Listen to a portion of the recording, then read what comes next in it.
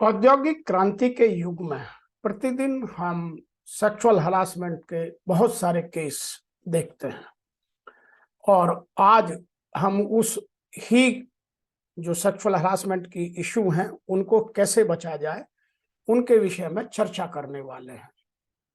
आज औद्योगिक संगठनों की ख्याति को क्षति इस काम से बहुत पहुंचने लगी है। जिन ऑर्गेनाइजेशंस में सेक्सुअल हरासमेंट अधिक होते हैं वहां ना तो फीमेल वर्कर काम करने को तैयार हैं, ना वहां बाहर के लोग उस उद्योग को अच्छी दृष्टि से देखते हैं। एक बात और भी है कि जहां ये केस बढ़ते जाते हैं वहां उनके लाइसेंस को खत्म करने की, उनके रिन्यूअल ना करने की जो एक्ट में प्रावधान है उन सब की भी संभावना बढ़ती जाती है और कई तरह के ऐसे कृत्य उनको झेलने पड़ते हैं जिनको वह अपने जीवन में कभी सोचते भी नहीं थे। अतः इस विषय पर इन परिस्थितियों में प्रत्येक संगठन का या उपक्रम का यह दायित्व बनता है कि वह यौन उत्पीड़न की रोकथाम पूरी तरह करे और अपने कर्मचारियों को पूर्णतः इन चीजों से सुरक्षित बनाकर रखे और उचित कार्यवाही कर अपने यहाँ एक उचित वातावरण बना सके, जिससे कार्यस्थल पर सकारात्मक वातावरण बने, सकारात्मक ऊर्जा का विकास हो और उद्योग की तरक्की हो। आज हम इसी क्रम में जो यौन उत्पीड़न से बचने की 7 स्ट्रेटजीज पर चर्चा करेंगे ताकि हम उन चीजों को अपने जीवन में ठीक से लागू कर उद्योग को और बेहतर, उन्नत और अधिक उत्पादकता वाला बना सके।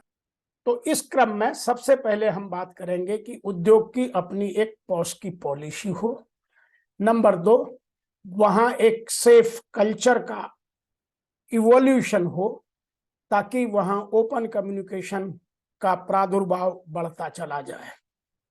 नंबर 3, हम बात करेंगे कि इफेक्टिव सेक्सुअल हरासमेंट प्रिवेंशन की ट्रेनिंग हो, केवल ट्रेनिंग ना हो, उसकी इफेक्टिवनेस को भी चेक किया जाए। नंबर 4, हम बात करेंगे कि हम कंप्लेंट आने का इंतजार ना करें और नंबर हम 5 बात करेंगे कि जो इनफॉर्मल कम्युनिकेशन सिस्टम है उसको सेक्सुअल हरासमेंट के विषयों से पूर्णतः जोड़ दिया जाए ताकि इनफॉर्मल तरीके से भी ये चीजें फिल्टर होकर मैनेजमेंट तक पहुंचे। नंबर 6, बात करेंगे कि जो कंप्लेंट मैकेनिज्म है, जो कंपनी की पॉज पॉलिसी है, जो वहां का सिस्टम है, कौन चेयरमैन है, उन सब की जानकारी पूर्णतः हो। और नंबर 7, बात करेंगे कि इंक्वायरी क्विकली हो, इस चीजों में कोई देरी ना हो।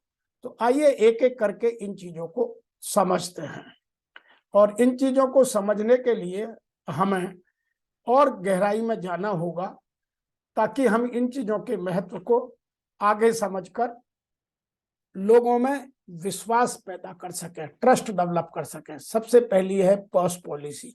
प्रत्येक ऑर्गेनाइजेशन को, प्रत्येक संगठन को, उपक्रम को अपनी एक पॉज पॉलिसी बनाई जानी चाहिए और वह प्रत्येक कर्मचारी को, चाहे वो सीनियर मोस्ट हो चाहे वो लोएस्ट लेवल का हो, वहां तक उसकी समझ पूरी होनी चाहिए। केवल पीस ऑफ पेपर पर पॉज पॉलिसी ना हो, उसकी जानकारी, उसकी जागरूकता, उसके विषय में कंप्लीट जानकारी सबके पास हो।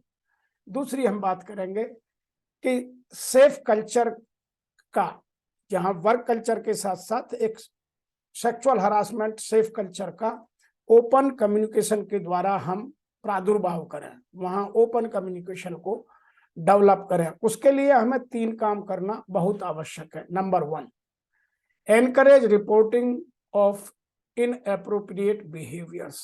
ऑर्गेनाइजेशन में चाहे छोटा हो या मिडिल मैनेजमेंट का आदमी हो या सीनियर मैनेजमेंट का आदमी हो, जब भी उसका इनएप्रोप्रिएट किसी के साथ कोई बिहेवियर हो तो उसकी सूचना को आगे बढ़ाने के लिए हमें एनकरेज करना चाहिए, तब ओपन कल्चर का फायदा है। नंबर 2, कि किसी भी प्रॉब्लम को अंडर द कारपेट ब्रश ना करें, किसी भी इश्यू को केवल कारपेट के नीचे ना दबाते जाएं, कल करेंगे, आगे देखेंगे, अभी कोई बात नहीं है, ऐसा तो होता रहता है।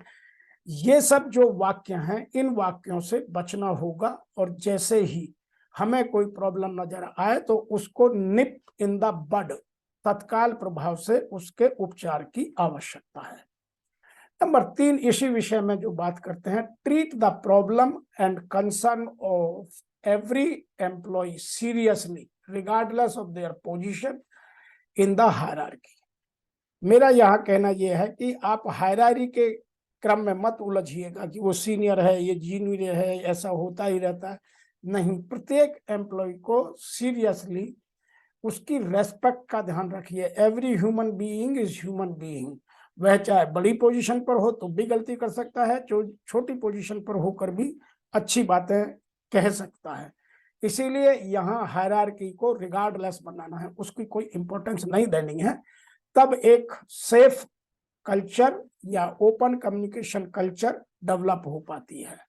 नंबर 3 हम बात करेंगे effective sexual harassment prevention training. अपने यहाँ हम जब भी पॉश की ट्रेनिंग करें या सेक्सुअल हरासमेंट से संबंधित किसी भी चीज पर अपने एम्प्लॉय को प्रशिक्षित करें तो उसकी इफेक्टिवनेस जानना बहुत जरूरत है और उसकी पॉजिटिविटी को फैलाना बहुत आवश्यक है। होता क्या है कि लोग लीगलिटी को आगे बढ़ाते हैं और पॉजिटिविटी को पीछे कर देते हैं। मेरा कहना है कि keep the training positive, avoid the legality.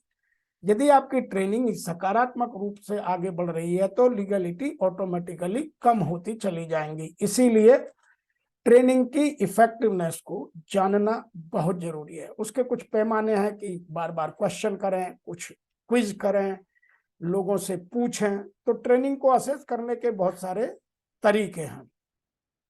Number 4 हम बात करेंगे, do not wait for the complaint. किसी के कंप्लेंट आने का इंतजार मत करिए। यदि आपको किसी का बिहेवियर इनएप्रोप्रिएट लगता है या इनफॉर्मल तरीके से आपके पास कोई शिकायत आ रही है तो आप उन पर एक्शन कीजिए। इसके लिए मैं यहाँ 3 चीजें बताना बहुत आवश्यक समझता हूँ।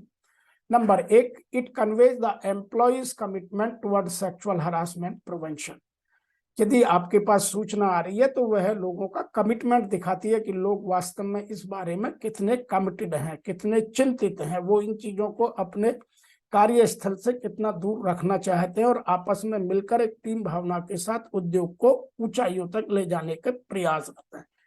Number 2, it will ensure that majority if not all sexual harassment incident are addressed. यह या तो 100% या मेजॉरिटी को ऐसा महसूस होने चाहिए कि हमारी ऑर्गेनाइजेशन में सेक्सुअल हरासमेंट के इंसिडेंट्स और कंप्लेंट को पूरी तरह से एड्रेस किया जाता है, उनको अंडर द कारपेट नहीं किया जाता है। तो तब लोग ओपनली आपको आकर के छोटी छोटी बातें पहले ही इंस्टेंस में या इंसिडेंट्स में अवगत कराएंगे और वहां आप उनको आराम से समझा सकते हैं, काउंसलिंग कर सकते हैं या उनका निदान के जो भी तरीके हैं उनको आप उस व्यक्ति के साथ जो इन चीजों में लिप्त है यूज कर उसको सकारात्मकता में ला सकते हैं। नंबर 3, इसी क्रम में एक और बात जो ध्यान रखने की है वह है कि it will help in evaluating the effectiveness of the harassment preventive initiatives. यदि आप कंप्लेंट को इनिशियली ही एड्रेस करना चालू करेंगे तो जो सेक्सुअल हरासमेंट प्रिवेंशन इनिशिएटिव्स हैं उन पर लोगों का विश्वास बढ़ेगा और लोग आगे बढ़कर आपको इन चीजों को अवगत कराएंगे ताकि उनकी रोकथाम की जा सके। नंबर 5 बात करते हैं, have informal communication about sexual harassment. और जितना इनफॉर्मल मीटिंग्स में आपको इन बातों को पता चलेगा तो सामने वाला उतना जागरूक होगा। तो जागरूकता के लिए इनफॉर्मल कम्युनिकेशन बहुत जरूरी है। इसके लिए मैं यहाँ यह भी बताना चाहता हूँ कि इसके कुछ तरीके हैं। जैसे 1-on-1 मीटिंग में आप पूछ सकते हैं कि सब कुछ ठीक चल रहा है क्या, इस तरह की कोई प्रॉब्लम है तो आप बताइएगा। नंबर 2, जब टीम की मीटिंग्स हो, मंथली मीटिंग हो या क्वार्टरली मीटिंग हो या जब भी आपकी पीरियोडिक मीटिंग हो तो उसमें आप एम्प्लॉयज से ओपनली पूछ सकते हैं ताकि आपको इस बात की पल्स पता चलता रहे। इसमें ध्यान रखने वाली बात यह है कि इनफॉर्मल कम्युनिकेशन का मुख्य उद्देश्य लोगों की समस्याओं को सुलझाना, एम्बिगुइटी को खत्म करना और सेक्सुअल हरासमेंट की रोकथाम करना होना चाहिए, ना कि इसके पीछे कुछ अल्टीरियर मोटिव्स। और जहां अल्टीरियर मोटिव्स काम करने लगते हैं वहां लोगों में ये एक तो इस सेक्सुअल हरासमेंट पॉलिसी के प्रति विश्वास खत्म हो जाता है, दूसरा उनका जो अपना और दूसरा सिस्टम है वो काम करने लगता है और ऑर्गेनाइजेशन में पोजीशन का या डेजिग्नेशन का खतरा बढ़ने लगता है। इसीलिए इन चीजों को हमें समझना बहुत आवश्यक है। नंबर 6 बात करते हैं हम, inform employees about the complaining mechanism. Organisation में क्या सिस्टम है, पॉलिसी में क्लियर कीजिए, ट्रेनिंग में क्लियर कीजिए, पोस्टर्स लगाइए या और तरीके से कंप्लेंट कीजिए। और कभी कभी हो सकता है तो रोल मॉडल का कुछ रोल प्ले कराइए, कुछ ड्रामा कराइए, ताकि लोगों को पता चल सके कि हमारे यहाँ जो कंप्लेंट मैकेनिज्म है किसको करना है, किस तरीके से करना है, उसके क्या क्या कॉन्सिक्वेंसेस होते हैं, क्या क्या मुझे रेमेडी मिल सकती है। यह सब चीजें बताना आवश्यक है ताकि लोगों के जो मन का डर है वह बाहर निकल जाए। नंबर 7 हम बात करते हैं रेस्पेक्ट कंप्लेंट्स। हमें प्रत्येक कंप्लेंट को, कंप्लेंट छोटी हो बड़ी हो, किसी सीनियर अधिकारी के खिलाफ हो या किसी जूनियर के खिलाफ हो या किसी के भी खिलाफ हो, उसकी रेस्पेक्ट करना है और इंक्वायरी क्विकली करना है। यदि हम जांच में देरी नहीं करेंगे तो लोगों में विश्वास बढ़ता है और इसका सेक्सुअल हरासमेंट के प्रिवेंशन में बहुत मदद मिलती है। इसके लिए यहाँ एक बात मैं आपको और बता दूं कि जो इंटरनल कमेटी है उसकी यह जिम्मेवारी होनी चाहिए कि जैसे ही उसके पास कंप्लेंट आए तो वो उसको एड्रेस करे और ओपनली लोगों को बताए, और जो भी उसका कंडक्ट या उसका बिहेवियर हो वो लोगों में नजर आना चाहिए। Number 2, conduct a complete and objective inquiry. Inquiry subjective नहीं होनी चाहिए, ऑब्जेक्टिव होनी चाहिए कि उस इंक्वायरी का ऑब्जेक्ट क्या है। Ultimately we have to run the organisation smoothly. और जो उसकी रिकमेंडेशंस दी जाए, जो भी इंक्वायरी कमेटी की रिकमेंडेशंस आए, उन पर इमीडिएट एक्शन जो भी उचित हो वो लिया जाना आवश्यक है। इसीलिए कहा जाता है कि delay in justice denying the justice, कि आप जितना डिले करेंगे उतना जस्टिस को डिनाई करते हैं। इसीलिए आपको यदि यह कहावत अपने यहाँ झूठी सिद्ध करनी है तो आपकी इंक्वायरी में स्पीड हो, उसकी ऑब्जेक्टिविटी लोगों में क्लियर हो और उसकी रिकमेंडेशंस का पालन हो। तो मैं आशा करता हूं कि आपके यहाँ यदि ये 7 बातें सिस्टेमेटिकली लागू की जाएंगी तो आपके यहाँ सेक्सुअल हरासमेंट की कंप्लेंट या तो नगण्य होंगी या 0 तक पहुंच जाएंगी। आज इतना ही। आप हमें लिखिए और हम सदैव आपकी इस तरह की जानकारी, कानूनी भी, भावनात्मक भी और संगठनात्मक तरक्की के लिए, लोगों में अवेयरनेस लाने के लिए भी सदैव आपके साथ हम बात करते रहते हैं। आपको कुछ इसके अतिरिक्त लगता है तो हमें लिखिए, हम आपको या तो व्यक्तिगत तौर पर या सामूहिक तौर के लिए एक नया वीडियो बनाकर आपके प्रश्नों का उत्तर देने का प्रयास करेंगे। आपका लिखना हमारे मनोबल को बढ़ाता है। धन्यवाद।